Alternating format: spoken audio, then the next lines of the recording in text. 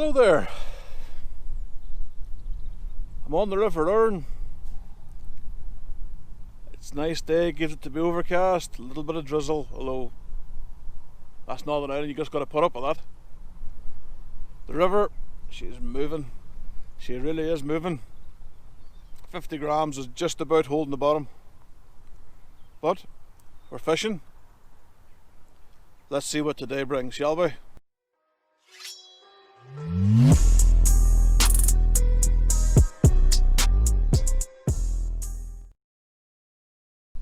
It's not been the best of starts. Second cast in, a boat cut this way, going down towards Enniskillen, and took about 50 metres of braid off my reel before I could get it snapped. So that just made me super duper happy.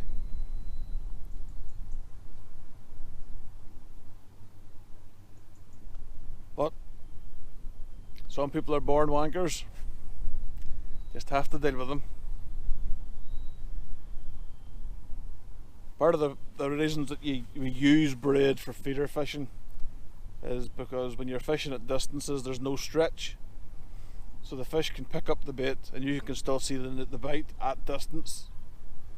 But because we're fishing on the Erne, or pretty much any large body of water here in Northern Ireland or the Republic, the zebra mussels are really tough on your gear. So if your braid has maybe went over the zebra mussels, you'll find it gets frayed up. So you have to kind of change your braid pretty much every year. I know guys that fish in England that maybe get 4 or 5, maybe even 6 seasons out of their braid, and it's all good. Braid doesn't rot, doesn't corrode, it's all good. But here you have to swap it out every year. You just can't fish with it long term, especially with the zebra mussels.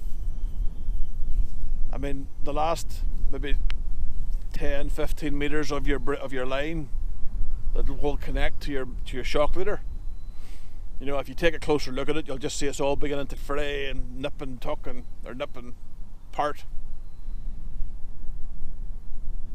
So you're constantly, the big braid, I guess, comes in a spool of 150 meters. So you're constantly snipping away at it throughout the year to get rid of the frayed stuff. And then when you have idiots in boats tearing off and taking a load of it with you, then what you think is 150 meters isn't really 150 meters anymore.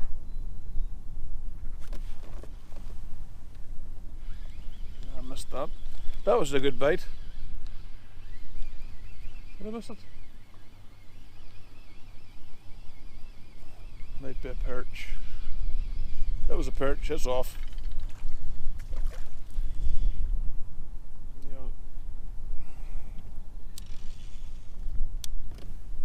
Oh. It's just hard work at times fishing when that they're coming up to winter time, so we're getting leaves. All the weeds are beginning to die. So those maggots have been smashed.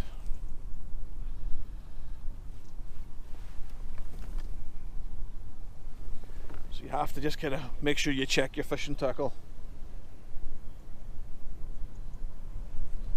It's the same with the pike fishing tackle. I mean, this is why I use 20-pound monofilament for kind of short distance stuff. You have to use stuff that stands up to it, otherwise you're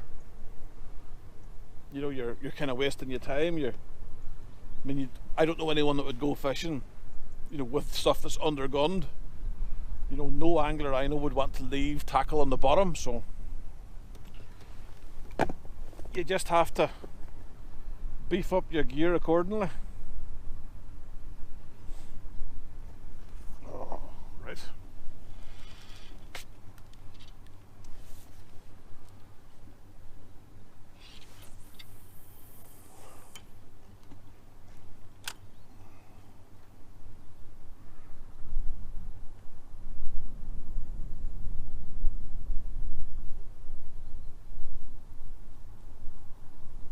and that's us on the bottom now. We're fishing the part of the river that's very deep.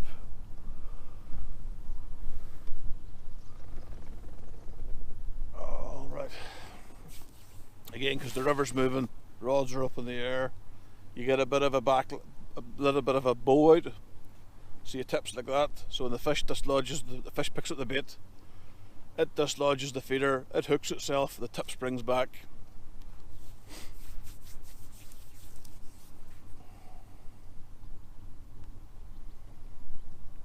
You just have to keep putting the feed in.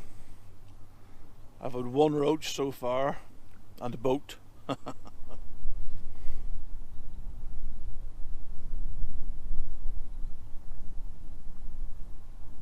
But I'm counting down the days now till my first pike fishing session. I've got some new monofilament that I have to put on my reels. I have to go through my fishing tackle, my pike fishing tackle, and maybe do a bit of a shopping list to see what I have, what I need. Well, what I need to replace. You always need more stuff than you actually need.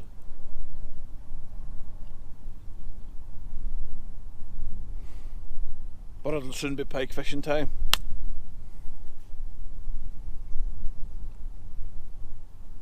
Also, sad news, I've had to break out the new keep net. The other one that gave up the ghost. You can kind of fish with a keep net, you know, with a couple of the ribs that are broken. You know, because you're lifting it out over rocks, it's getting snagged, you're lifting it out full of fish. So a couple of the ribs broke, but the actual mesh has come apart from like three of the bottom of the ribs. So it's time to break out the replacement that I have in the shed. So this is the replacement. If this one lasts 7 years, I'll be happy.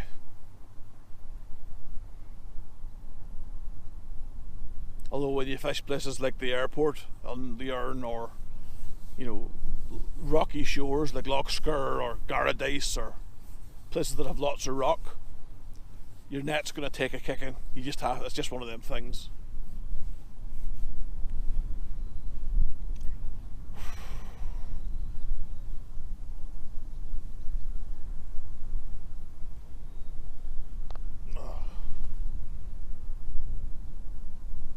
Anyway, I'm going to have a drink of juice and a sandwich and get back to throwing feeders every 90 seconds. Well, you see, this is what I mean by zebra mussels. That hook just touched the zebra mussel and it's closed. Now, thankfully, it's just touched the hook. It's not. I don't feel it on the hook length. So just gonna take it off, kill it.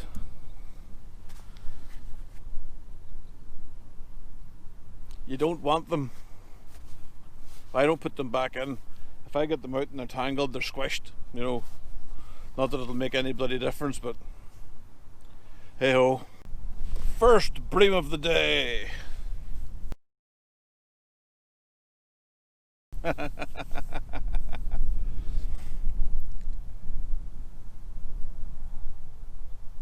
I actually thought I had foul hooked something, but no, it's cleanly hooked. That's a bream, about maybe £2, maybe £2.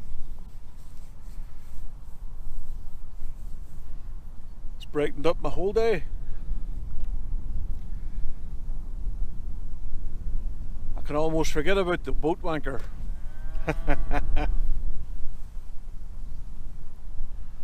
I've took out the second rod, as you can see.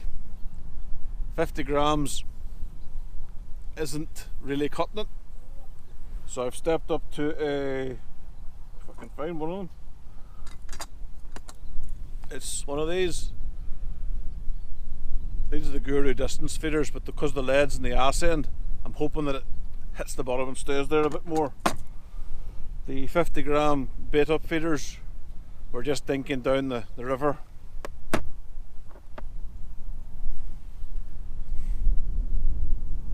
I do have some feeders that are designed for moving water, for barbel fishing, from back in 2006 when 2005 actually, last time I fished for a barbel. I enjoyed fishing for barbel.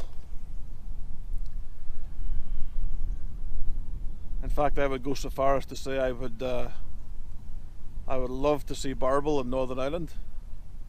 I'd love to see chub in Northern Ireland as well. They were another great species to catch.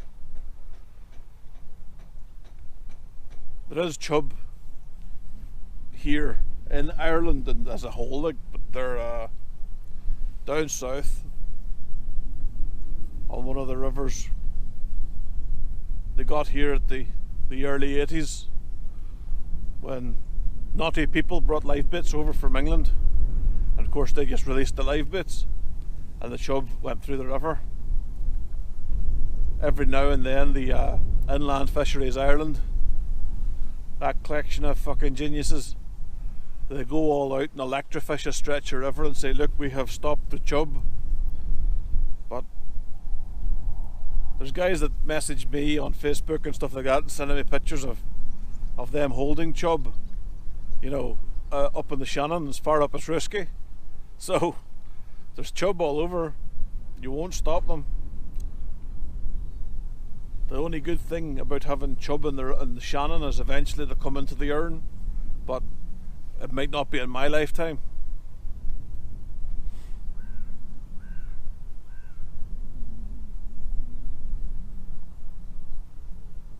Can you imagine the trout anglers freaking out if they started catching chub? Oh, Jesus Christ. They would do some crying.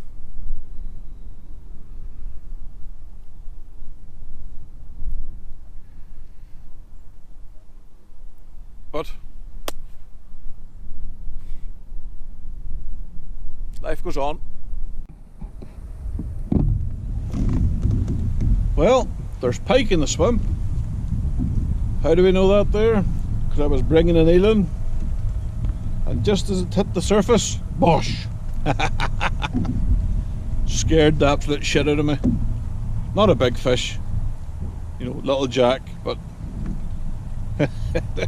it got the old heartbeat going.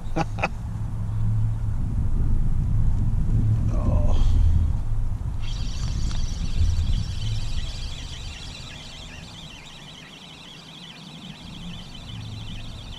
Just keep the feed coming in. Just keep the feed going in, and hopefully the fish will follow. I had one bream and a few little roach and the world's most unlucky eel, but hey ho, it means I don't have to unhook the bugger.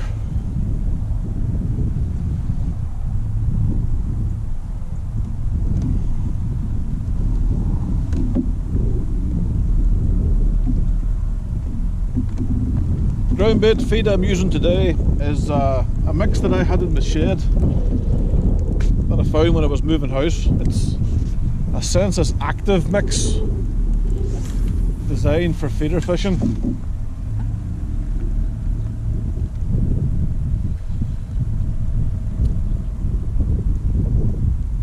It's full of hemp, full of maize. So there's lots of particles in it, lots of little bits in it.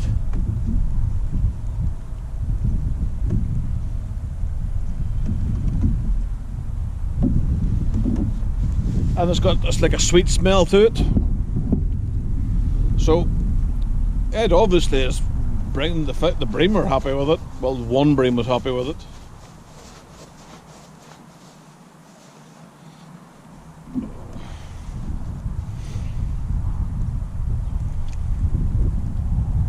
The audio might sound a bit off because I've switched to a different camera.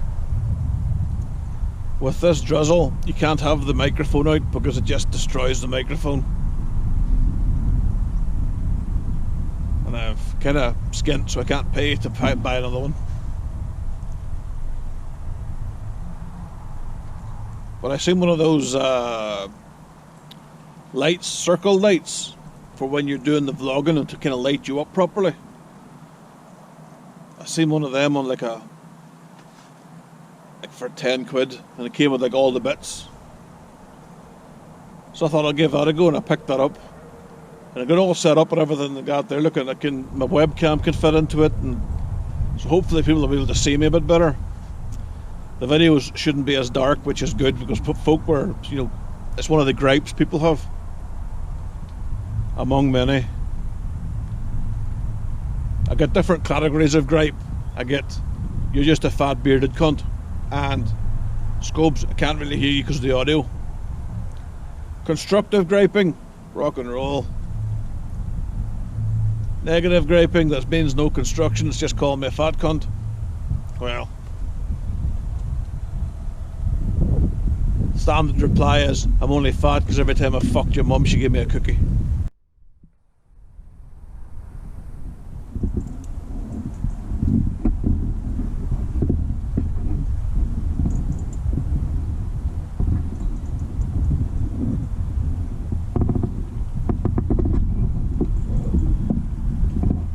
The river is moving pretty fast. That was a bite. Come on, knock it again.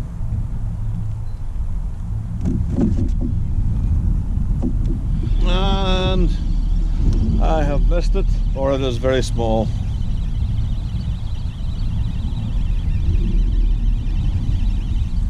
Nope.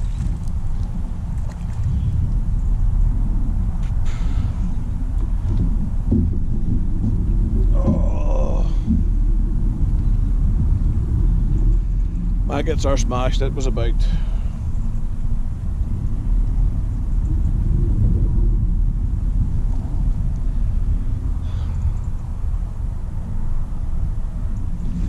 At least we're getting bites. Just got a nice hybrid.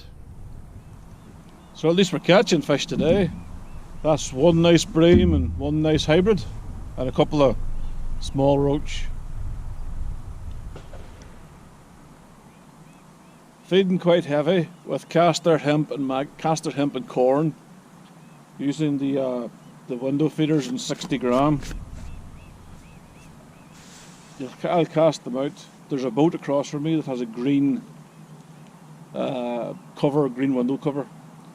Cast that direction so that by the time the river bounces it down, it's come to rest in front of you. Not fishing terribly far out, you know, wouldn't even be fishing, you know, 40 meters. You don't have to fish far here.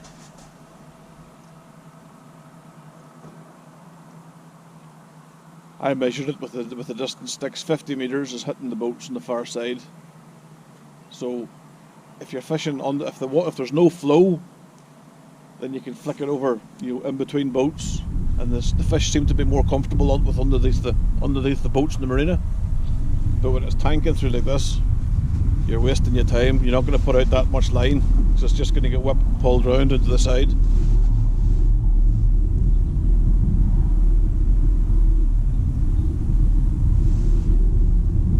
I wished I had got the eel on camera. Poor bugger.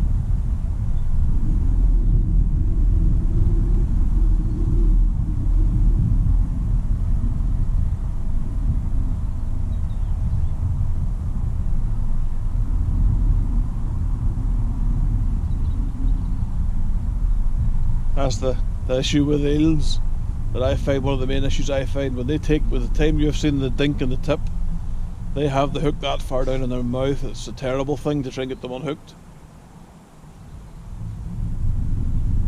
So somewhere out there's a jack swimming around with an eel in its mouth, and well, it bit me off above the hook, so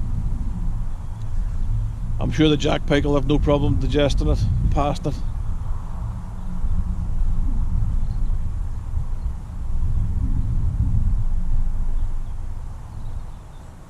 I've actually stepped up a hook size. I was using 14s, I've stepped up to a 10, just to kind of get as many maggots on it as I can.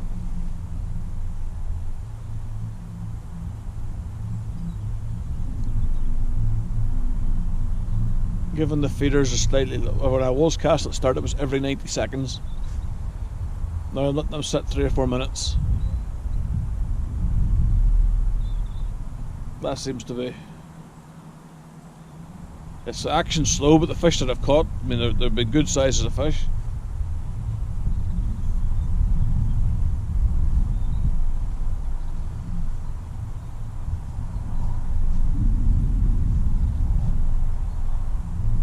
Let's keep the fingers crossed and hope more of them turn up. Another boat wiped me out. Thankfully this one snapped off where the feeder joins up to the swivel, but you attach the main line, or attach the hook length.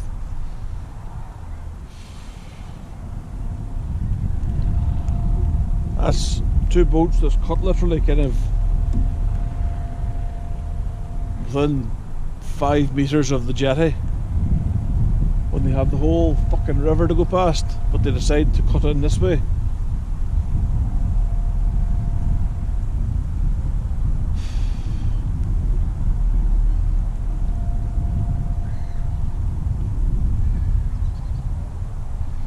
Humans.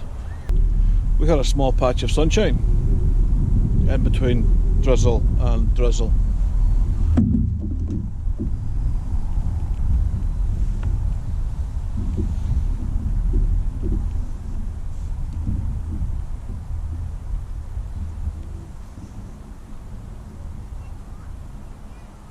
I don't think that was a bite.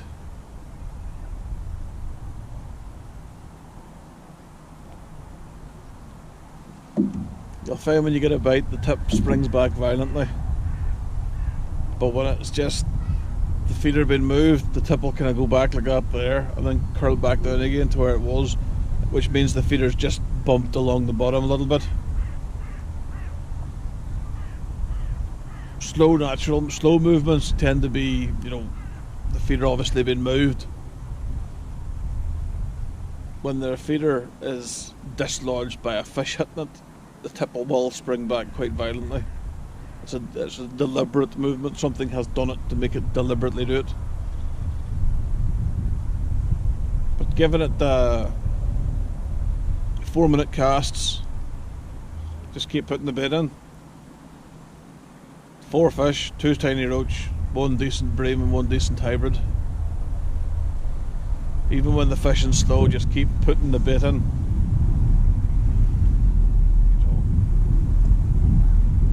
You have no idea how quick these fish can mop up all the feed that you've put out. They'll just move up and down the river system.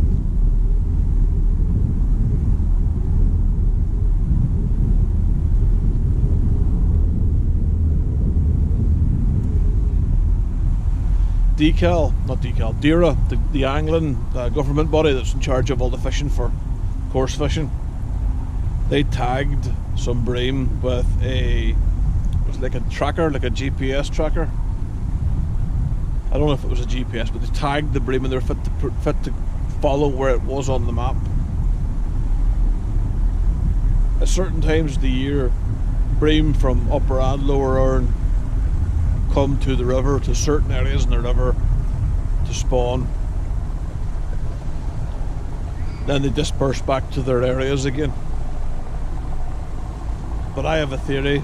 The bream will basically will do like a big lap, especially on the different locks. They'll have areas that they know in their head is where there's good feed, natural feed, like carpets of bloodworm. So they'll move from one feeding spot to another feeding spot to another feeding spot. So by the time they come back round to that feeding spot, the bloodworm have a chance to have, you know, replenished.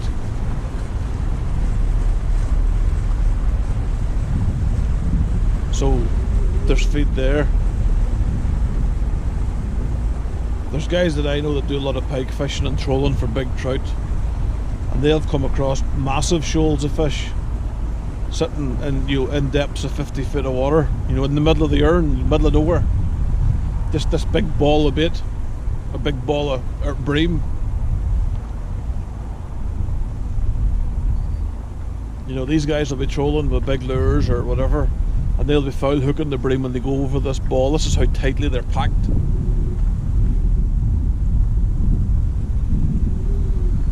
The last meeting that I was at when they discussed the stocks of fish on the Erne, you know, they were talking about moving fish from Loch Ness to Loch Erne, you know, to try and, you know, put more bream into the system. I'm not so sure that'll ever happen. You know, the DNA of the bream on the Erne will be different to the DNA of the bream from Loch Ness. So in a way it could make a better strain of bream, I don't know. But again, it's all, let the scientists deal with that. Like I said, I don't ever think it'll happen in my lifetime. One thing the government bodies in charge of angling here in Northern Ireland are good at is talking. Lots of talk, no action.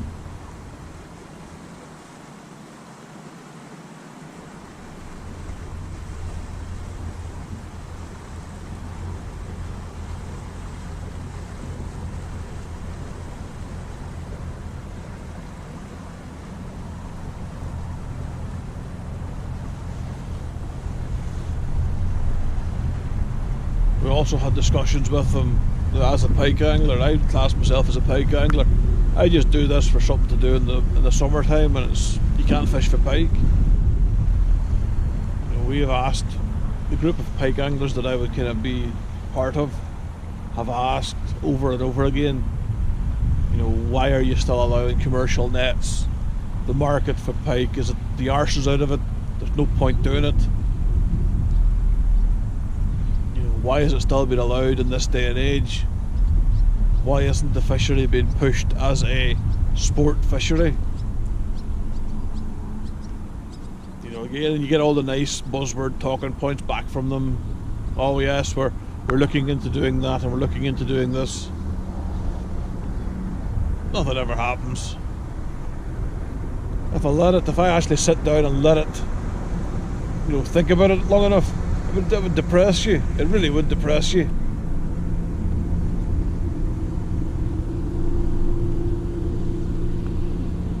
We asked them to build habitat in the bream spawning areas, you know, so that the bream can spawn and predators are kept away from the bream spawning. You know, bird life that eat bream, otters that eat bream. Okay, pike will eat bream, but that's nature. You can't really stop pike eating them. But if they had a nursery area for fish where junior fish can grow and be happy, it would increase the amount of fish in the system. It doesn't have to be expensive done either. I mean, there's habitat can be as expensive as taking a few old Christmas trees that the towns put up every fucking year at Christmas time, putting some breeze blocks in them and sinking them. Missed that one. Therefore you're creating an artificial reef that holds fish. The problem that anglers face on the Erne is that we have to compete with the interests of the boats, the cruisers. You know, parts of the Erne system that was historically very low and shallow, they deliberately made the depths deeper so that Tarquin and Roger can go over in their boat.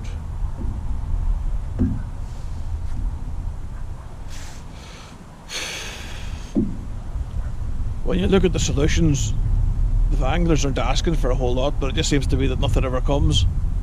20 minutes later. I've changed the rig for this rod. This rod is on a completely free running rig. On the end there'll be a swivel with a quick attachment for you to put your hook length on. Then there'll be a bead. Then there'll be a swivel with a clip to clip your feeders on above that, so that the feeder can run up and down the line. If you fish stuff like the Preston Innovations Feeder Masters, or any of the fishing festivals, you have to fish with a free running line rig. You can't fish with paternosters or anything fixed. The only thing I do add to this rig is about 18 inches above the thing, I put a little rubber float stop, so that when I'm putting ground bait in and stuff here, the feeder doesn't zig away down to the end of the rod, you know. But if it gets snagged and broke, then the fish is going to be able to pull that free of that little rubber thing. Not that you want to be leaving stuff on the bottom. You know, unfortunately accidents happen, but you have to do everything in your power to minimise them.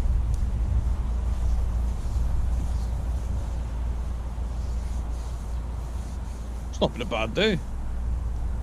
I can feel the temperatures getting down a bit, which is good. It's making pike angler scopes kind of go, yay!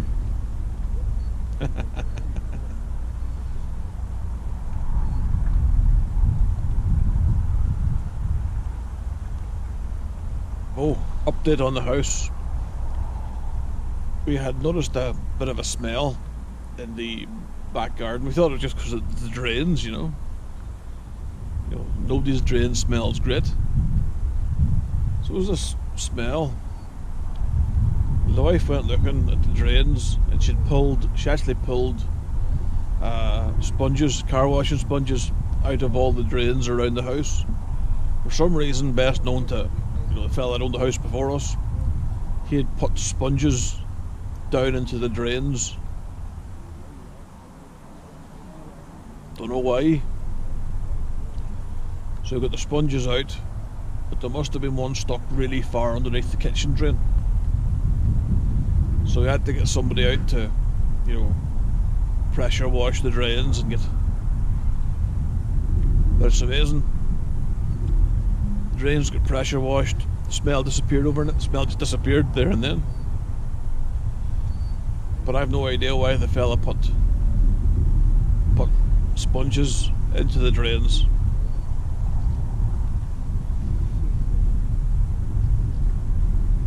It's one of the many things when you buy a house that somebody else lived in. You kind of find these wee things.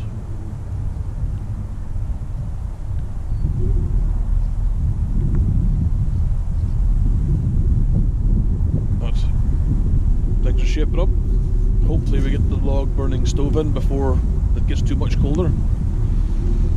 I have a wife that likes the fire, so I priced a log burning stove.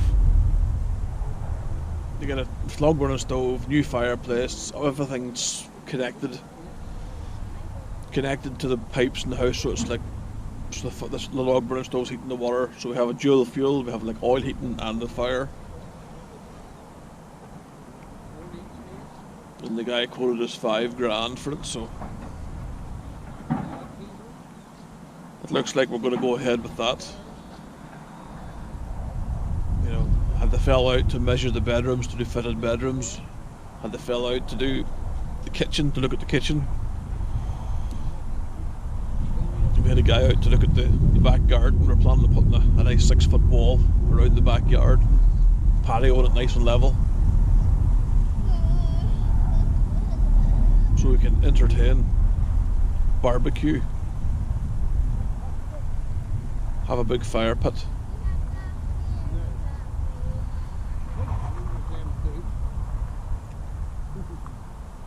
Lots of stuff to do to the house. Another reel. Thankfully it managed to unhook itself before I got it into my landing net. And this one didn't get hit by a pike. So I guess win-win. Well, for that reel anyway.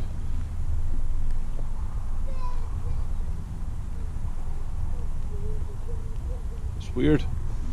We're in the middle of the drizzle here at the minute, but if I was to walk 4 pegs that way, it'd be dry.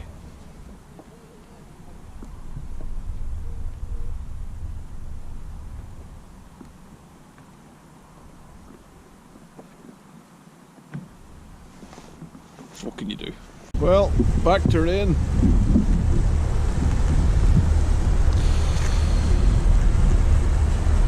Back to rain. I've had a few more little roach, little skimmer, but it's been very slow today.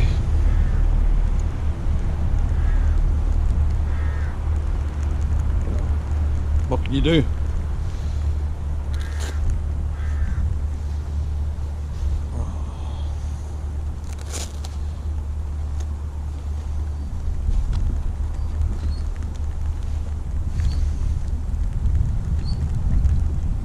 Oh, that's right.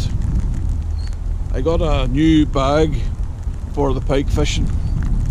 I kind of plan to do more longer sessions.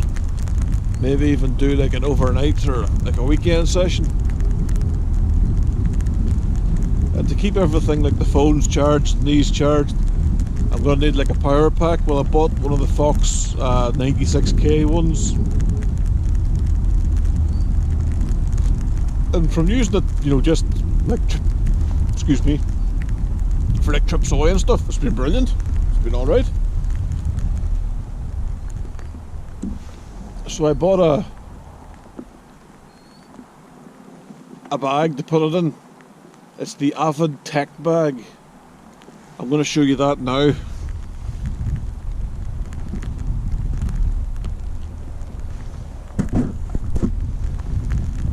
So yeah, the Avid tech bag, pretty good. It's £30. You'll probably get it cheaper if you shop around, but for £30 holds all your batteries and all your USB cables and everything, so everything's going to be in the one place. This is why I like it. You just have to get into these longer sessions.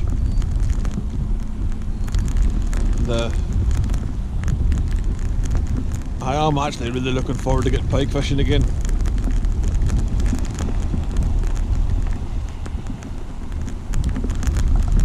Really looking forward to it.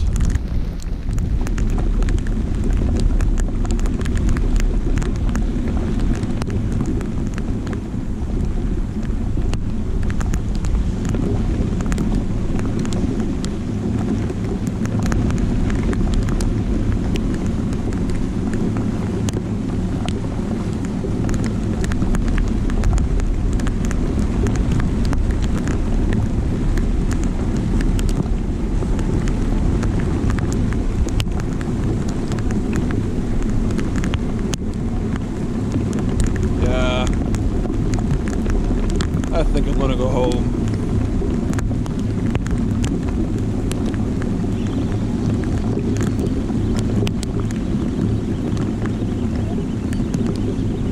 This is just a bit jizzy.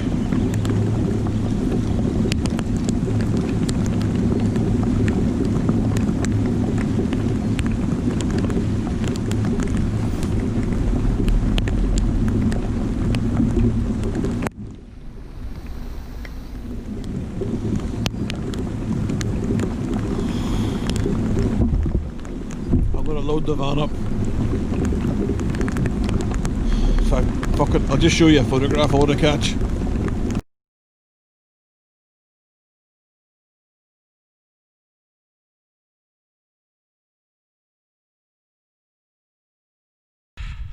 Mr. Dark Blue Transit van just reversed into my van. You can see the two bars of the ladder.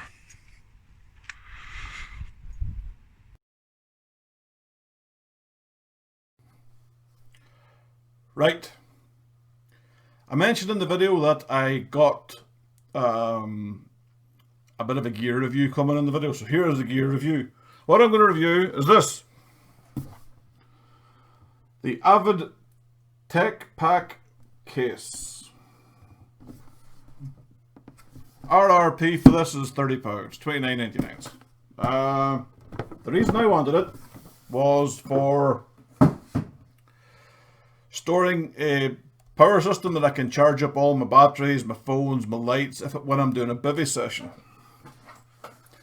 This is the tech bag, the tech bag, if you want to know the better term.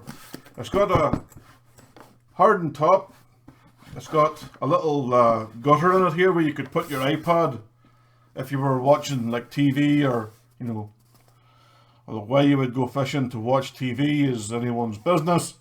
It's got a waterproof base, got a good carry handle. It's got two USB ports where you just plug in your stuff. Again, the zips look to be okay, but like anything, the zips could be gash. Inside, it holds my power pack, it holds my light, it has a light in here, power pack in here, and a spare compartment here that I'll probably end up filling full of crap. The top of it, as you can see, is like a mesh line pocket. There's also a big internal pocket in here, and I have my another biffy light in there.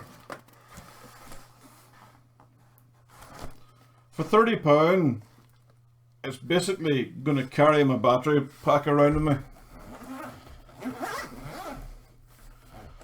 I like having stuff in its own particular bag. I like having stuff that can be kept out of the way. This little case all zipped up sitting in a bivvy doesn't look too inconspicuous. It just looks like a little case sitting inside a bivvy. Whereas your battery pack sitting inside a bivvy, you know, it, because of the colours that Fox make it, you know, nice orange, attracts the eye line.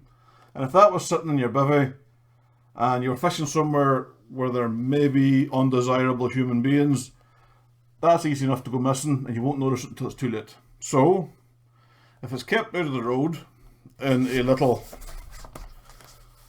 you know, pretty generic, boring looking little green case, then the chances of anybody noticing it is limited. Okay, if you've got like an iPad on top of it, then people are going to notice it, but I don't think I'd ever be doing that. If you've got this sitting in your bivvy, you know, under your bed or, you know, somewhere stowed away, it doesn't draw the eye of dishonest human beings. Let's face it, they're out there. We don't want them to be there. We wish they weren't there. However, they are there. And something like your power pack's too expensive to throw away to some thieving scumbag. So, the Avid Tech Carry Case thing for $29.99.